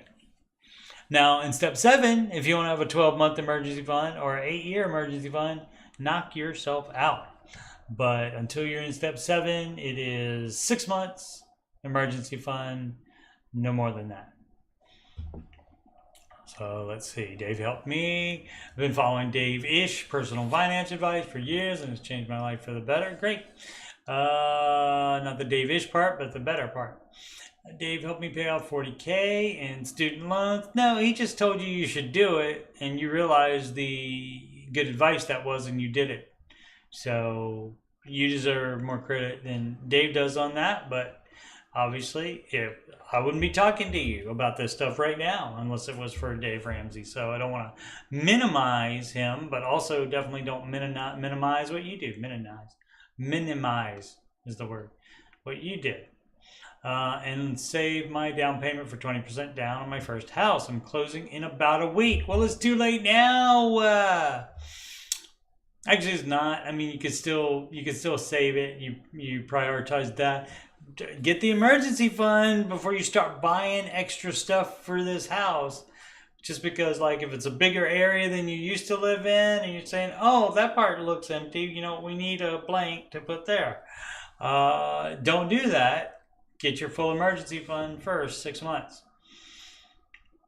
Single in my late 20s and do not plan on marrying or having kids in the near future. Okay, so single late 20s, or maybe less of a desire to make the house pretty. Possible. My mortgage is 26% of my net. I'll take it. I'll approve it with taxes taken out before retirement. W-2 income. I also work freelance for a few thousand extra a year. Excellent. As I find the rest on the new where I left off, let's see. Base salary is around $88K.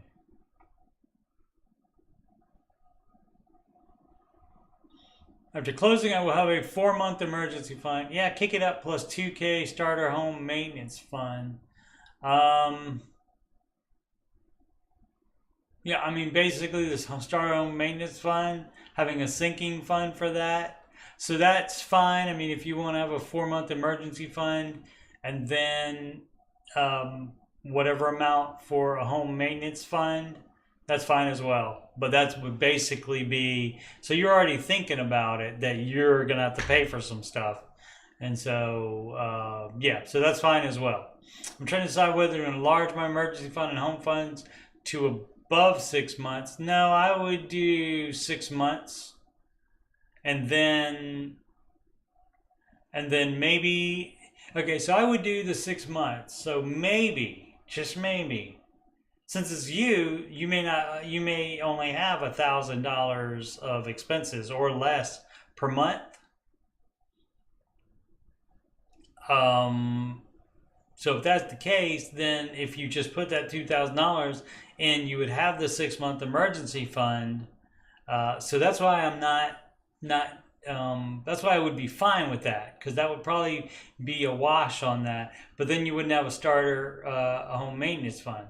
So you can leave it like you have it, which is 4 months, and then the home maintenance fund, and that's fine. But don't put it above 6 months, because that's when you are putting yourself behind on making progress on the other baby steps. And so what you would do for that is, if you find out you need something, you have the 4-month emergency fund, fine for a single person, and you have 2K for home maintenance. And that's fine as well. So as soon as you find out that you need something for the house, or you need some kind of repair or something like that, that's not an emergency, you tap the emergency fund, the starter home maintenance fund as well. But you would tap that. But if it's something that, in a month or 2 months or within 6 months, I have to get a new roof, that kind of thing, then you start saving for that as a specific sinking fund for that particular thing. And so that's how I would go about that. That would be my advice on that. Let's see, whether to enlarge my emergency home funds to above 6 months. No, I wouldn't. I mean, you could have a 6-month emergency fund as well by itself, and then also the 2K starter home maintenance fund, and then cash flow anything else. You could do that. I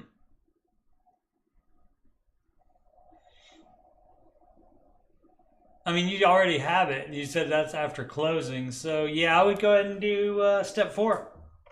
I would re-up it to retirement to 15%, or whether I can restart retirement now. When's closing?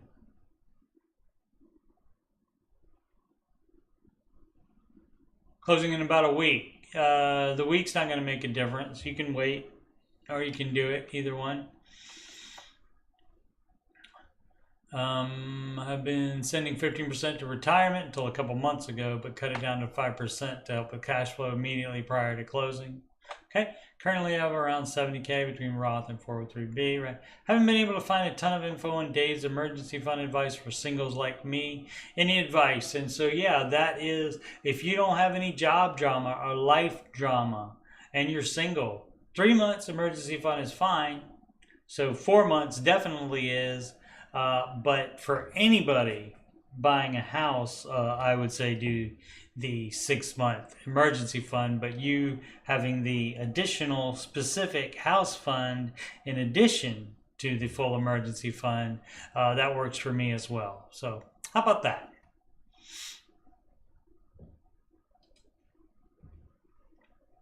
So I guess I have to say you're doing it right instead of you're doing it wrong. Prize leader 2036 eBay tax question. What I bought on eBay, gonna buy. That's not me. That's Weird Al parodying that one. You may have heard of Weird Al Yankovic. eBay tax question. So I have some autographs I've collected over the years when I was younger. My question is, since I didn't pay anything to get them, I get them signed myself. What are there tax implications for selling them on eBay? Capital gains tax, it wouldn't be a business just casually selling some things. Not sure if this is the right place to ask, but I'm new to Reddit. I think if you don't make, I think the limit is, I'm again not a tax advisor, so don't follow my tax advice and get in trouble with the IRS. But I believe that you have, they don't have to report it if it's $800 or less.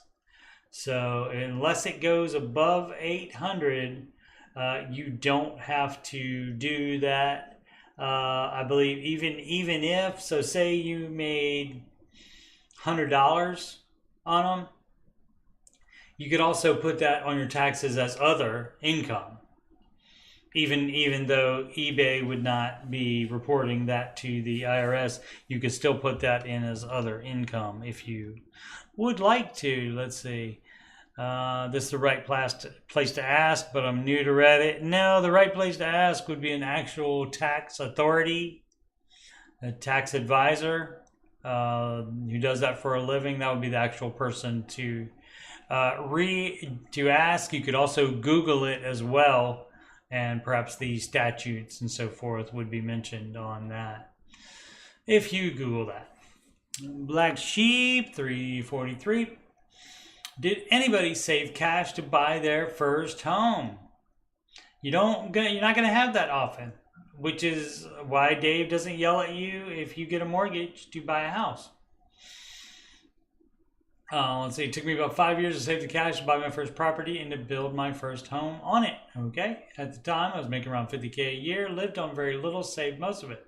I found this pretty doable even living in New York. Interesting, with one income, a wife and kids. It's just when I propose the idea to people, they look at me like I have gone completely insane. Yeah, because people don't do that. Because people don't see the part of it here is, everything, all of it sounds reasonable until you start talking about making around $50K a year and lived on very little. That is the part people can't get their head around, and they won't do. They just won't do it. New occasion 2105. Help, please. All right. Please help me. It's the Beatles. They're British. Hello, 22 man. Struggling. Key points. Let's see, probably more to this. Let's go ahead and open it now. Key points. 2-month-old son, roughly $460 a month for child care, due on the 15th and 30th of each month. Okay. $14,000 and change in credit card debt. $454 minimum monthly payment. And he tells when the date is due, so maybe there's a problem with that. $8,000 plus left in car payment. Roughly $317.31 minimum monthly payment. 3 months ahead and due on the 24th day of the month. All right, so you wouldn't be paying ahead on something. You would be paying the minimum debt is what you'd be doing. Me and my girlfriend, also 22, bought a house, struggling. Might have to sell it. We split the mortgage payment. So for me, it's $628.45. Yeah, that's against Mr. Ramsey's advice to buy a house with somebody someone you're not married to, and that should be the only person you buy a house with. You don't buy it with friends, family. You buy it yourself or with a spouse. I make $41,000 a year, paid on the 15th, 30th each month. After taxes, that leaves me $1,263.56. I pay the water and sewer bill, roughly $70 on the 15th. What should I do? Where do I even begin? All help is greatly appreciated. All right, so let's look at that. So $1,263, and what does he have owed? The mortgage, his half is $628.45, and that's assuming that the girlfriend is not going anywhere and keeps paying her part of it. And so just keep that caveat in mind. And so this is not advised, and it may be too much out. Let's see how much of that. I mean, that's $628.45. That is half of his income.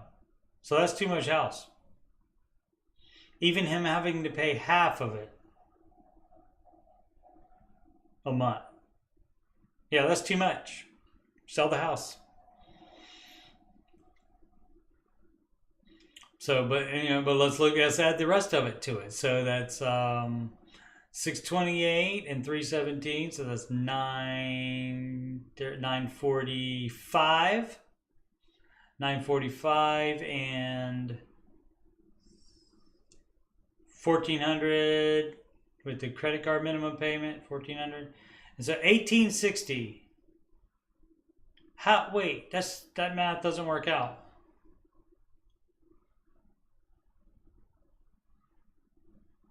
$628, $317 a month.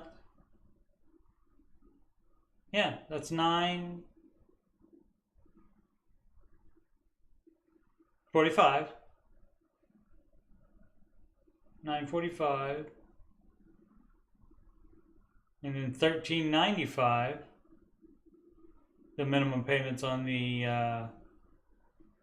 credit cards, 14,000 total on credit cards, and so yeah, you don't make enough. Yeah, no wonder you're struggling. It's easy to struggle when what you have coming in is less than what you have on outgo. So how are you doing that? Because so $460 a month for childcare, and so I mean that's 500 negative a month. How are you doing that? Interesting. All right, it's 2 hours. I guess let's be the last one. Let's delve into the comments and see if he. Oh, we're already in the comments. There they are. You own a house and have a baby. Get your basic marriage, so get paperwork signed and tackle that problem together. Yep. I would say the biggest problem is the low income at home. Who should be your priority? So I would get an extra job and accumulate a 1 to 2 month emergency fund for kids' emergencies, etc. Once that is done, I would tackle on the car debt and credit card debt. Something people don't tell you is managing your finances like having a second job. That's right. I mean, even looking at it, you're not even saying, I realize that I have more outgo than I have income, and then say how you are managing that. How are you doing that? Boost income, turn life insurance. Married and combined finances.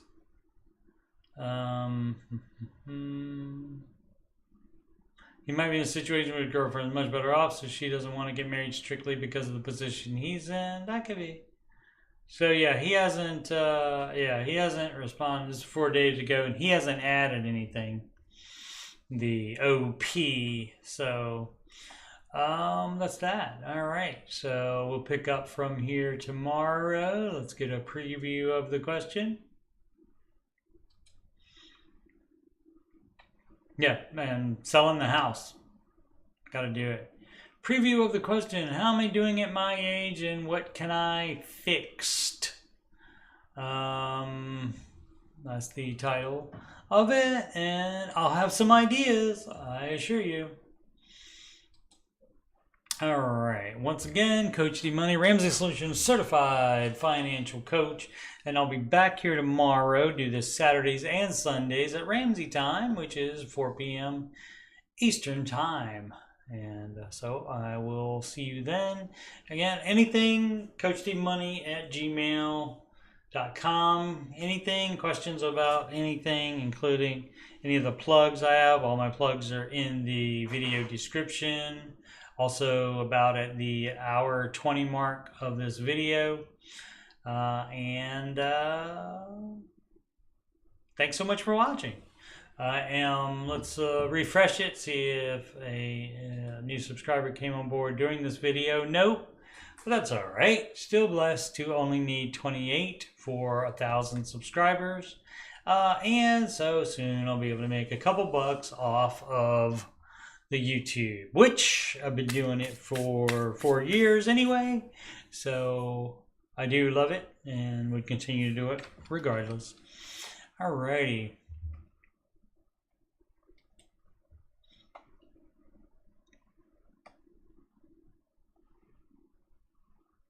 Yep, so that's it. Again, tomorrow, Sunday, March 17th. That's St. Patrick's Day tomorrow. Maybe I'll find some green to put on for that. And that would be answering your financial questions with Coach Steve Money. And again, that is at 4 p.m. Eastern time. And on March 20th, that's a Wednesday. This coming Wednesday, as a matter of fact, and that'll be the Ramsey Show After Show, and that's at 6 p.m. Eastern Time, right after the Ramsey Show video on YouTube ends. Again, thank you so much for subscribing, liking, and commenting. Please continue to do those things, and always make smart financial decisions every day.